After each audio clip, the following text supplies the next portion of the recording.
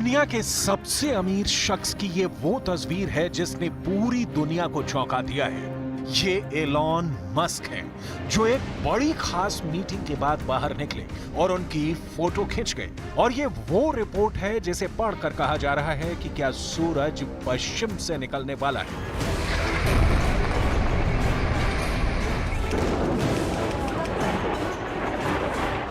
Gaza और Lebanon में minute दर minute बमबारी और वहां के परखच्चे उड़ते देखकर दुनिया ने उम्मीद छोड़ दी थी।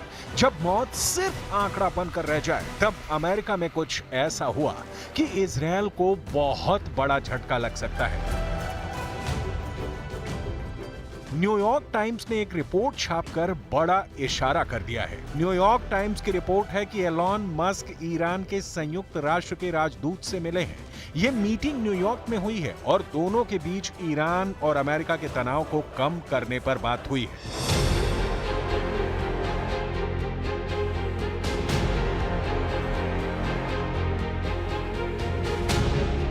इस मीटिंग के बाद जो सवाल उठे हैं वो बहुत बड़े हैं। क्या डोनाल्ड ट्रंप 20 जनवरी के बाद वो करने जा रहे हैं जिसकी हिम्मत अब तक अमेरिका के किसी राष्ट्रपति ने नहीं की?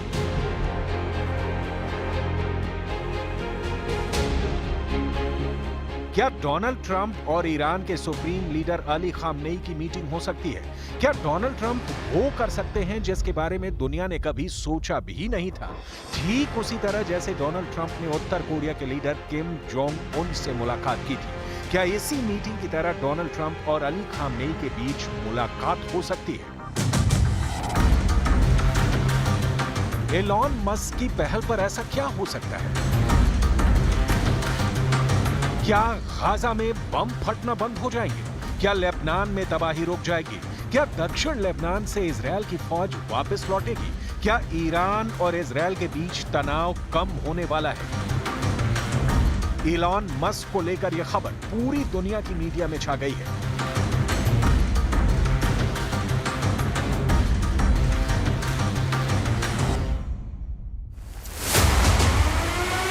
ब्रिटेन के मीडिया ने खबर सबसे ऊपर रखी है। जर्मनी की मीडिया में यह हेडलाइन है। अमेरिका की मीडिया में यही खबर छाई हुई है। अरब मीडिया में भी बताया गया कि ईरान और मस्क में बात हुई है। तुर्की की मीडिया में भी यही हेडलाइन है। ईरान की मीडिया ने भी यही माना है कि ऐसी रिपोर्ट है। लेकिन सबसे ज्यादा चौंका है इजरायल का मीडिया, क्योंकि ईरान और अमेरिका की डील उसके गले नहीं उतरेगी।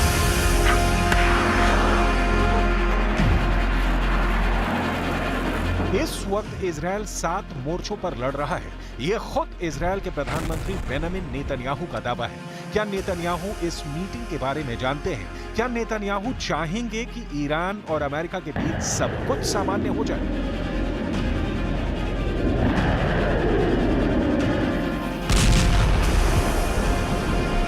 अगर ऐसा हुआ तो गाजा और लेबनान में चल रही बमबारी और दक्षिण लेबनान में इजरायल के ग्राउंड ऑपरेशन का क्या होगा? 1 अक्टूबर को इजरायल ने दक्षिण लेबनान में अपनी सेना को कूच करने का ऑर्डर दिया था, लेकिन अब तक दिन रात ऑपरेशन चलने के बावजूद उसे हिजबुल्लाह के कुछ अड्डों को उड़ाने के अलावा कोई बड़ी कामयाबी हाथ नहीं लगी है।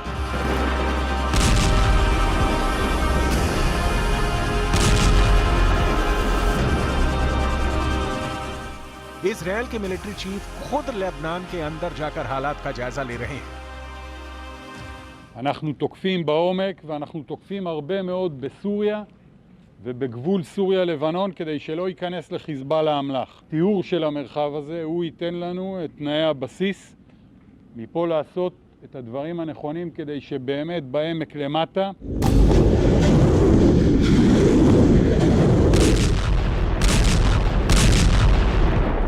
इजरायल बम मार रहा है, लड़ भी रहा है, लेकिन जीत नहीं रहा। ये बात इजरायल के समर्थक भी जानते हैं, जिसमें अमेरिका सबसे आगे है। उसी अमेरिका का इस वक्त पूरा फोकस डोनाल्ड ट्रंप पर है और ट्रंप का फोकस अपने कैबिनेट पर, और उसमें भी सबसे आगे जो सलाहकार हैं वो हैं Elon Musk.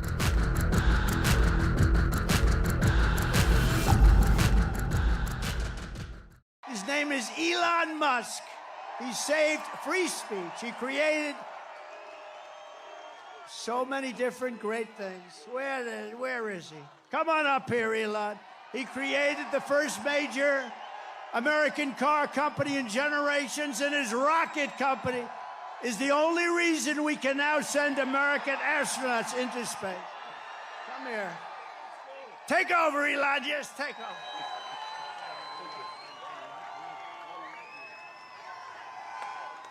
Hi, everyone.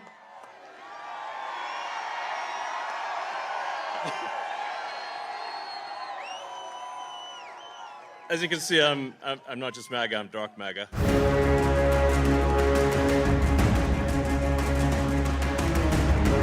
Donald Trump ने एलॉन मस्क को ईरान को लेकर जो जिम्मेदारी सौंपी है उस पर पूरी दुनिया की नजर है, क्योंकि अब ईरान और अमेरिका के बीच जो कुछ होगा उसी के हिसाब से गाजा और लेबनान का भविष्य तय होगा, उसी के मुताबिक इजरायल को चलना होगा। इसलिए जब से न्यूयॉर्क टाइम्स ने छापा है कि एलॉन मस्क ईरान के संयुक्त राष्ट्र के राजदूत अमीर सईद इरावनी से मिले हैं और इस मीटिंग में दोनों के बीच ईरान और अमेरिका के तनाव को कम करने पर बात हुई है। ये मीटिंग 1 घंटे से ज्यादा चली। मीटिंग न्यूयॉर्क में कहां हुई ये नहीं बताया गया, यानी लोकेशन सीक्रेट रखी गई। ईरान के सूत्रों ने इस मीटिंग को सकारात्मक बताया है और अच्छी खबर बताया है। ट्रंप के मीडिया ऑफिस ने कहा है कि हम निजी मीटिंग्स पर टिप्पणी नहीं करेंगे। एलॉन मस्क ने भी ऐसी मीटिंग पर हुए सवाल का जवाब नहीं दिया है। लेकिन 1 घंटे से ज्यादा चली इस मुलाकात को लेकर तेहरान से लेकर वॉशिंगटन डीसी में बहुत ज्यादा हलचल है। वैसे इस हलचल से ज्यादा तूफान तेल अवीव में इंतजार कर रहा है, क्योंकि नेतन्याहू को इस मीटिंग की उम्मीद थी। यह कहना ज्यादती हो जाएगी, इसलिए सवाल उठ रहा है कि क्या आगे डोनाल्ड ट्रंप और ईरान के सुप्रीम लीडर अली खामनेई की मीटिंग हो सकती है? क्या एलॉन मस्क और यूएन में ईरान के राजदूत की मीटिंग ट्रंप और खामनेई की मुलाकात की तरफ पहला कदम है? ठीक उसी तरह जैसे डोनाल्ड ट्रंप ने उत्तर कोरिया के लीडर किम जोंग उन से मुलाकात की थी, क्या इसी मीटिंग की तरह डोनाल्ड ट्रंप और अली खामनेई के बीच मुलाकात हो सकती है?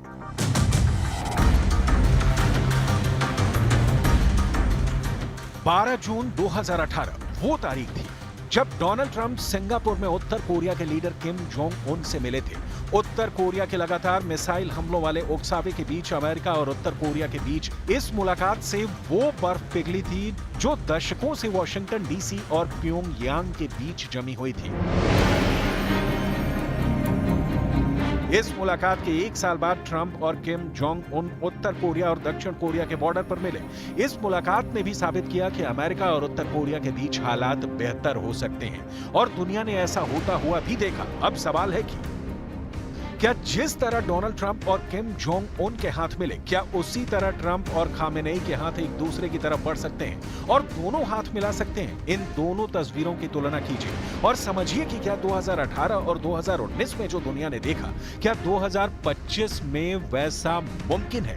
क्योंकि डिप्लोमेसी वाली डील बहुत सी दुश्मनी को खत्म कर सकती है। ऐसे दुनिया पहले भी देख चुकी है। ईरान और सऊदी अरब के रिश्ते सुधर चुके हैं। इजरायल और अरब देशों के बीच अब्राहम अकॉर्ड्स हो चुके हैं। इसलिए ट्रंप की डील ईरान और अमेरिका के बीच भी कुछ सकारात्मक कर सकती है। लेकिन क्या ईरान ट्रंप पर पूरी तरह यकीन करेगा? क्योंकि अमेरिका को तो ईरान शैतान की हुकूमत कहता आया है।